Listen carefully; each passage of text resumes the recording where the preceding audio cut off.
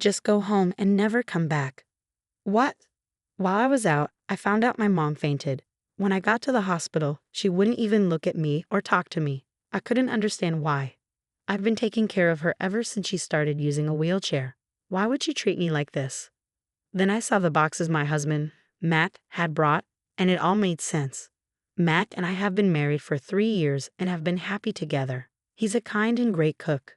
But things changed 6 months ago. My mom had an accident and ended up in a wheelchair, so we decided to live together. We moved to a new apartment because our old one was too small for all 3 of us. The new place was bigger, nicer, and had fewer steps, which my mom loved. She was happy to have better meals after living alone for so long. My parents are divorced, and I never saw my dad, so I'm really grateful to my mom for raising me alone. I thought living together would be a way to show my appreciation, and seeing her happy made me feel good. One day, my mom had heat stroke after the weather forecast warned about the heat, and she was taken to the hospital. When I got there, the doctor said she fainted in a room without air conditioning. We had checked the weather together earlier that morning, so I couldn't understand why this happened. Maybe she couldn't reach the remote control for the air conditioning, but I couldn't remember where I had put it after using it for her before bed. Maybe it was my fault she almost died. Thankfully, she woke up, but when I asked if she couldn't find the remote, she shook her head. I felt relieved, but then I wondered why she didn't turn on the air conditioning. Why, Mom? She just looked out the window. Why won't you talk to me? I asked. Just go home. What? She didn't say anything else. She wouldn't look at me or talk to me. My mom always insisted on making eye contact when speaking to people, and she had taught me the same since I was little. Even when I was rebellious as a teenager and said hurtful things, she always looked me in the eye. This was the first time she acted so cold, and I didn't even get to say goodbye before I left the hospital. It was so hot as I walked back, sweat running down my neck. I wondered why she didn't turn on the air conditioning when it was so hot outside. Luckily, my mom was able to call the ambulance herself before fainting, but I couldn't stop thinking about what might have happened if Matt and I weren't home during the day and came back to find her passed out. It was the right thing to call the ambulance, but I couldn't accept that I wasn't told about it. When my mom became wheelchair-bound, I had told her to call the office if anything happened because I'm usually at work all day. I had to go back to the hospital with her clothes and other things, but I was afraid I'd take my frustration out on her if I saw her face again. When I opened the door to our apartment, cold air hit me. You're back already? Yeah. I heard about your mom fainting, so I left work early. Matt is a great husband. Even before we got married, he suggested we share the household chores because we both work. He loves cooking so much that he makes curry from scratch almost every day. I felt guilty because I worked long hours and left earlier and came back later than he did. But he always helped with cleaning and laundry without complaining. Since my mom started living with us, I've needed to help her more, so I really appreciated Matt's support. I was grateful he came home early for my mom. When he asked about her condition, I told him she had to be hospitalized, and he just said, I see. What are those boxes? I had been wondering about the boxes next to Matt. I thought they were deliveries, but I hadn't heard anything about packages arriving today. These boxes, they were folded and stored under the bed, so I just put them together. That's not what I meant. Wait, you put them together. So they're not deliveries? I looked at one box with its lid open in front of Matt. When I peeked inside, I saw something familiar, my mom's clothes. Wait, what? Despite my confusion, Matt didn't seem surprised at all. Since things turned out this way, let's not let her come back home, even if she gets out of the hospital. We should put her in a care facility. He handed me a brochure that had somehow been left on the couch. She must have been stressed living with us. It's sad that her stress built up until this happened. My whole life revolves around her now, and I'm starting to wonder why I married you. This situation could relieve everyone's stress. Before we moved in with her, I looked forward to cooking for you every day. I planned meals for the next day, and I was happy when you dried my hair after my bath. But now, you don't pay attention to me. You're not just her caretaker. She'll understand if it's for her daughter's happiness. Some of what Matt said bothered me, but when he mentioned that living together had been stressful for her, it strangely made sense. So that's why my mom didn't look at me. I didn't want to believe it, but I quietly pointed out that she fainted because of heat stroke, not stress. But Matt quickly responded. She must have been so stressed that she almost died from heat stroke. I started to feel like maybe he was right. I had been happy living with my mom, but I hadn't known she was stressed. I didn't realize Matt had been feeling lonely either. I didn't understand anything. When I returned to the hospital with things for her, my mom still wouldn't look at me. I'm sorry, Mom. Our life together must have been stressful for you, right? That's why you didn't turn on the air conditioning, right? My mom listened quietly to my apology, but then I saw her start trembling. Mom. I rushed over to her and looked at her face. Tears started falling from her eyes, one after another. What's wrong, Mom? My mom mentioned Matt's name and said something I couldn't believe. Apparently, Matt had been saying terrible things about her behind my back, calling her a bad mother who was ruining my happiness. He had forced my mom to do household chores in her wheelchair, saying things like, "You're not completely immobile and you're living in my house. Don't you think you should help with the housework?" He also told her not to use electricity during the day, not to watch TV, and especially not to use the air conditioning. He threatened that if she told me anything, he would divorce me. He even reminded her of the struggles she faced raising me as a single mom and asked how she'd feel if he divorced me because of her. She couldn't speak up to protect my marriage. I never once thought my mom caused me any problems because my dad wasn't around. I'm sorry I didn't realize this sooner.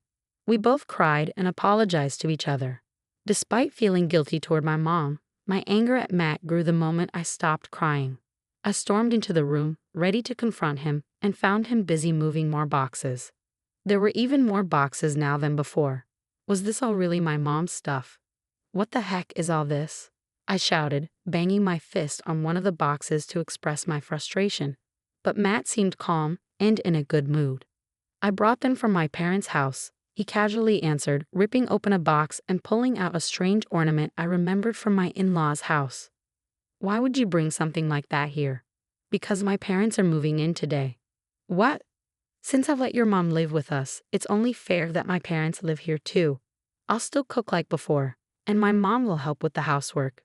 That way, your mom won't be stressed, and everyone will be happy. This is the best plan." I couldn't hold back my anger. "I told you before about living with my mom, didn't I? Why did you discuss this with me first? There's no way you could have planned all this in one day. Something's not right. Did you do this because you have something to hide?" "This is my house.